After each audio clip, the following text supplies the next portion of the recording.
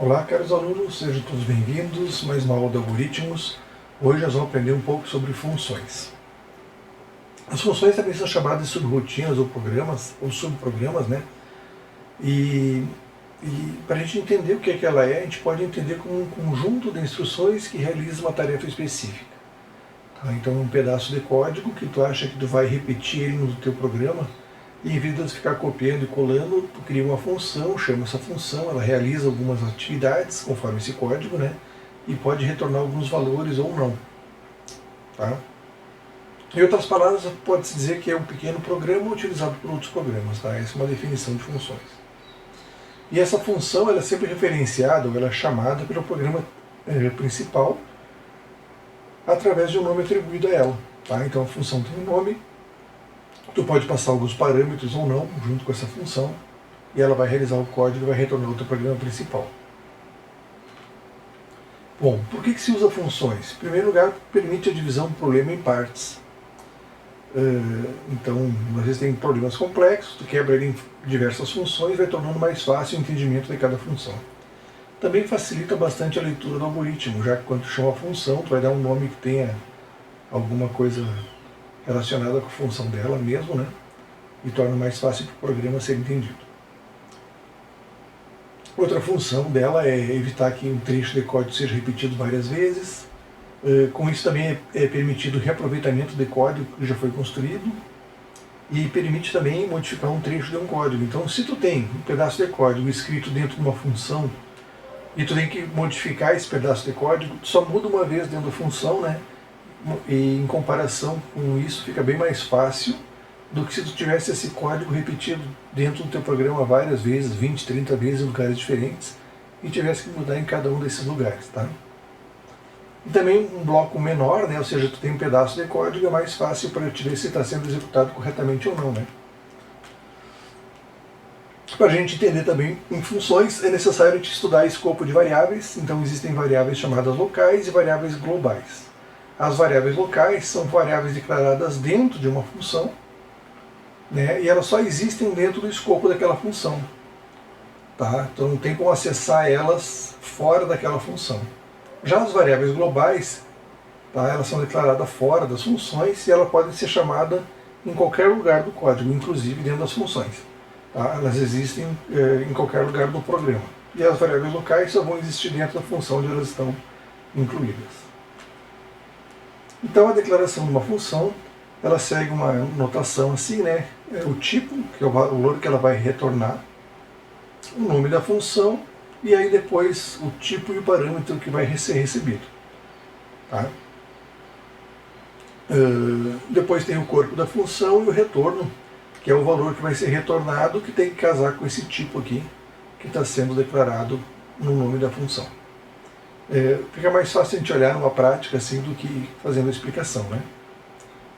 Então o comando return ele é utilizado para realizar o retorno da função. Ela pode ser executada em qualquer ponto da função na qual deseja-se finalizar a execução da função e retornar o valor. Então às vezes na metade da função tu pode dar um return e ele vai parar ali, aquela função vai executar até aquele pedaço e vai ignorar o resto do código que tem abaixo, tá? O valor do retorno, né, do return, tem que ser sempre compatível com o tipo de retorno da função, que é definido lá no momento da definição. Né? Então, isso que eu estava dizendo. Esse return aqui, esse valor que tu vai retornar, tem que ser do mesmo tipo que foi definido. Então, vou dizer que eu defini uma função do tipo int. Então, int, o nome da função, return, é que eu tenho que retornar um número inteiro. Eu não posso retornar um float, senão vai dar problema. Tá? Então, por exemplo, alguns tipos de return. Pode ser somente o return, não retorna nada. Retorna um número, retorna uma variável, retorna uma expressão. Né? Então vamos criar nossa primeira exemplo de função aqui. Né? Então eu tenho int soma. Então eu estou criando uma função chamada soma. Ela retorna um número inteiro e ela recebe como parâmetro duas variáveis. Um número inteiro A e um número inteiro B. E ela vai retornar o A mais B. Então, por exemplo, no nosso programa principal, eu vou criar dois números inteiros, x e y, e x valendo 10, y valendo 40, e criar também a variável z. E vou dizer que z recebe a soma de x e y. Então, o programa, a função soma, ela vai receber o valor 10, que ele vai passar como se fosse o valor de A, e o valor 40, que é o segundo parâmetro, que vai ser o valor na variável B. Então ele vai fazer aqui 10 mais 40 vai dar 50 e vai retornar esse valor. Então quando a gente executar isso aqui, soma de 10, 40, ele vai retornar o número 50 e vai guardar na variável Z. Ok? Simples assim. Obviamente que essa aqui é uma função só para exemplo didático, né? Ninguém faria isso, já que pode simplesmente fazer x mais y, né? Mas efeito didático para vocês entenderem, é um exemplo bem simples, para vocês terem essa compreensão de como é que funciona uma função. Então, as funções elas têm sem passagem de parâmetro, tem com passagem de parâmetro por valor, que foi como um exemplo que a gente fez antes, e com passagem de parâmetro por referência, que daí a gente tem que mandar um ponteiro. Tá? Por valor aqui, porque assim, ó, esse valor de 10 e 40, na verdade, quando eu estou passando para cá, a variável A e B estão recebendo os números 10 e 40. Passa dois números para ela, tá? Não estou passando a variável x nem a variável y. Simplesmente os valores que 10 e valores de x e y, né, no caso 10 e 40, é que são passados, tá? Isso é passagem por valor. Então vamos ver um exemplo aqui sem passagem de parâmetro. Então essa função teste, ela retorna um vazio. Ela é do tipo void, vazio, não retorna nada. E também não recebe nem parâmetro, né? Então é void, teste, parênteses, fecha parênteses. Dentro aqui eu estou criando uma variável A, estou dizendo que A vale 25 e estou imprimindo a variável A. Simples assim, tá? Então ela não recebe nada, simplesmente imprime o número 25 na tela e retorna. Aqui tem um exemplo com passagem de parâmetro por valor. E aqui eu tenho então, declarei uma variável x valendo 10 e chamei a função teste enviando para lá a variável x ou simplesmente o número 10. Essa função teste, o que ela faz? Ela guarda o valor que ela recebe na variável A e ela vai imprimir a variável A. Então quando a gente executar, ela vai imprimir 10. Depois ela vai dizer que A vale 25. E vai imprimir o valor de A, vai imprimir 25. Só que se aqui no programa principal a gente olhar, o valor de x não foi mudado. Apesar de eu ter mudado a variável A, mas a variável A aqui não é a mesma variável x. Porque quando eu mandei para lá, eu não mandei a variável x, eu mandei só o valor da variável x. Tá?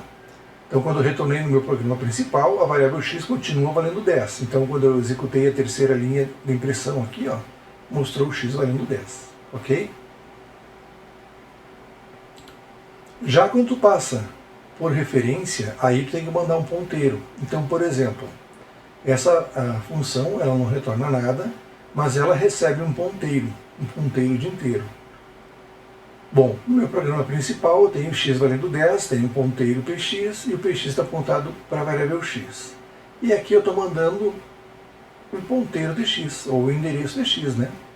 Então aqui, nesse caso, eu estou mandando a própria variável x para lá. Qualquer mudança que eu faça no asterisco A, na verdade está endereçando por a variável x. Então nesse exemplo aqui, eu estou mandando a variável x para cá, estou imprimindo A igual aqui o valor de x, que é 10. Aqui eu estou mudando o valor de x para 25. Aí estou imprimindo a variável A, no caso o conteúdo, né, por ser um ponteiro. E quando no meu programa principal eu mandar imprimir o x, ele vai imprimir o 25. Por quê? Porque eu mandei lá a variável x, eu não mandei o número 10. Eu mandei a variável 10. Tá? Eu fiz isso porque eu estou mandando um ponteiro.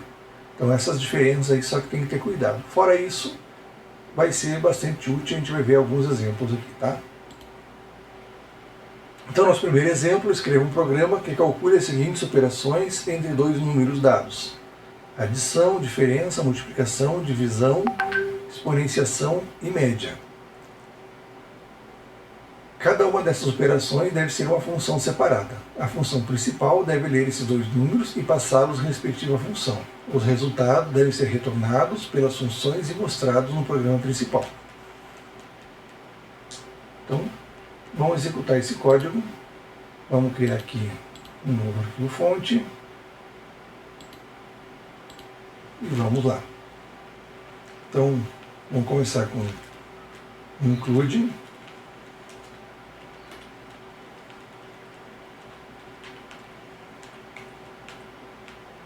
E aí vou começar a criar as minhas funções. Então, as minhas funções vão sempre retornar um número. Então, por exemplo, eu vou fazer uma função soma que recebe um float A e um float B. Aí o que a gente vai fazer? Vai retornar return A mais B. Fácil, né? Vamos copiar isso aqui.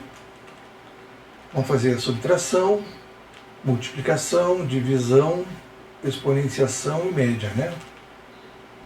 Então vamos lá.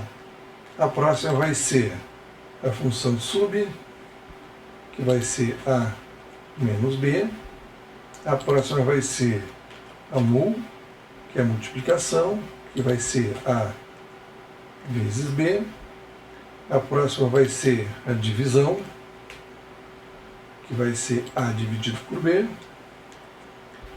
Depois, potenciação, exponenciação, né?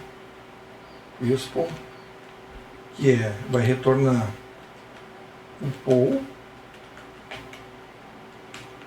de A vírgula B, ou seja, A elevado na B. E por fim, tem que retornar a média. Return A mais B dividido por 2.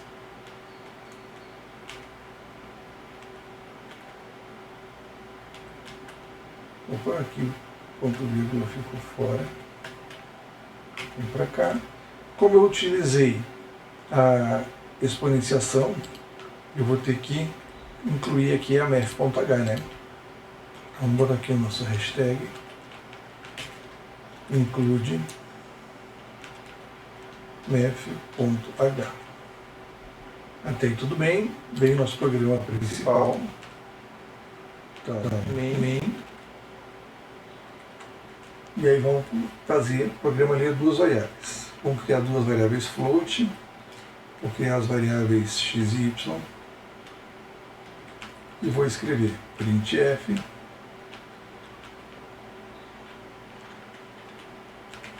digite 2 números.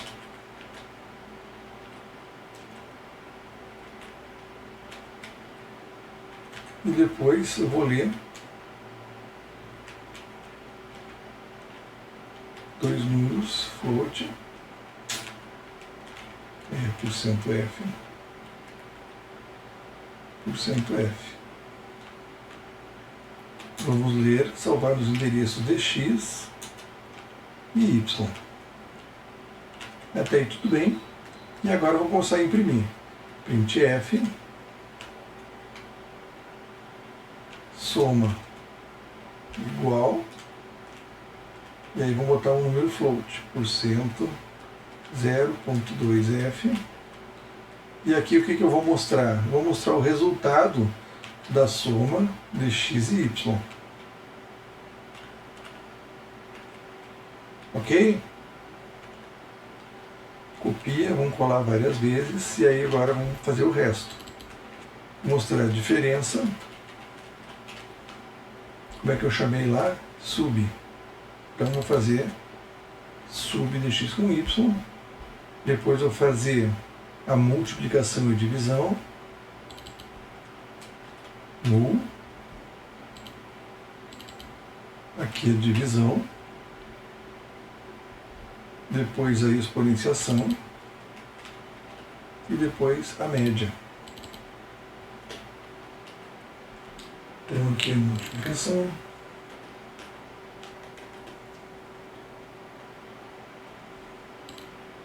Aqui é divisão. Aqui é exponenciação.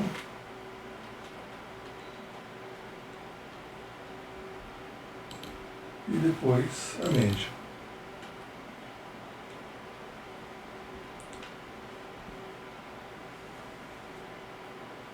Então, rodando isso, apertamos aqui F11 salva no nome que quiser. Vamos entrar com dois números. Vamos entrar com os números 2 e 1. E esqueci de quebrar as linhas, né? Nós vamos ver, a soma deu 3, a diferença deu 1, 2 menos 1 dá 1, multiplicação deu 2, a divisão deu 2, exponenciação é 2 elevado a 1 dá 2 e a média 1,5. Tá? Só faltou aqui, na verdade, botar um barra ele aqui em cada uma das linhas para a coisinha ficar bonitinha, né?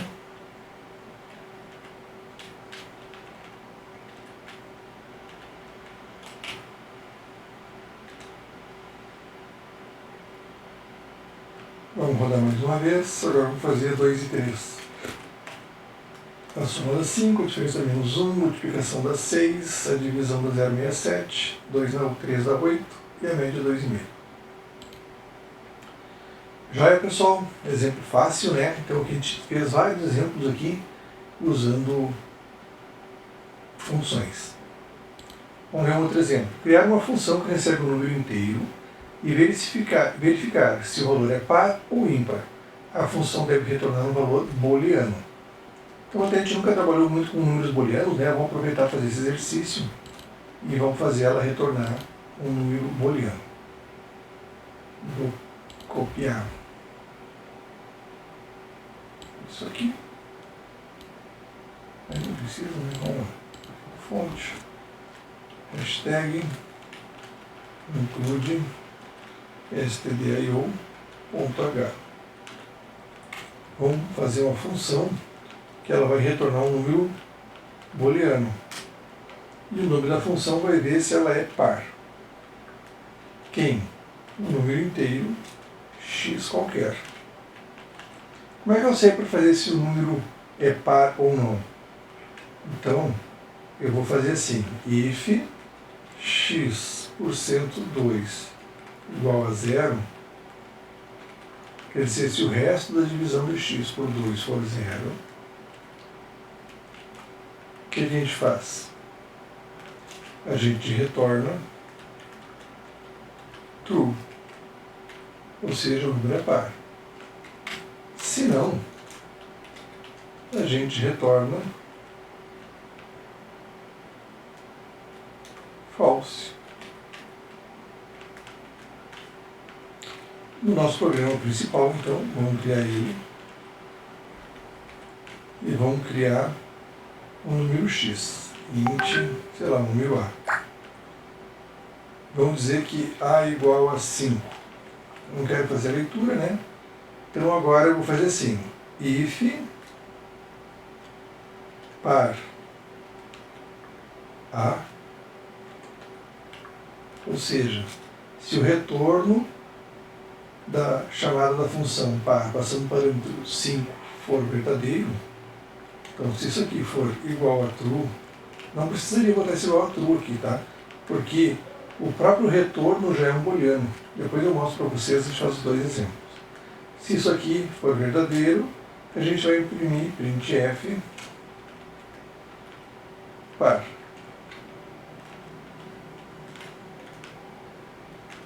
Foi isso que o programa pediu, né? Se não, imprime ímpar. É isso aqui. Vamos ver se funciona. Ímpar, número 5 é ímpar. Vamos botar aqui o A agora fazendo valer 4. Vai ter que retornar par, ok?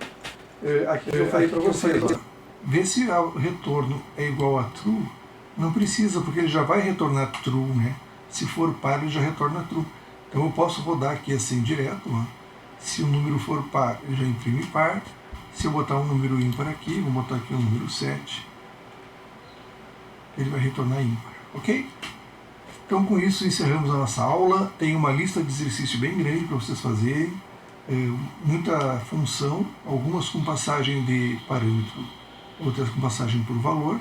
Eu vou fazer algumas com vocês também, depois na próxima aula, resolvendo alguns exercícios, tá? Grande abraço para todos, até a próxima aula, tchau, tchau.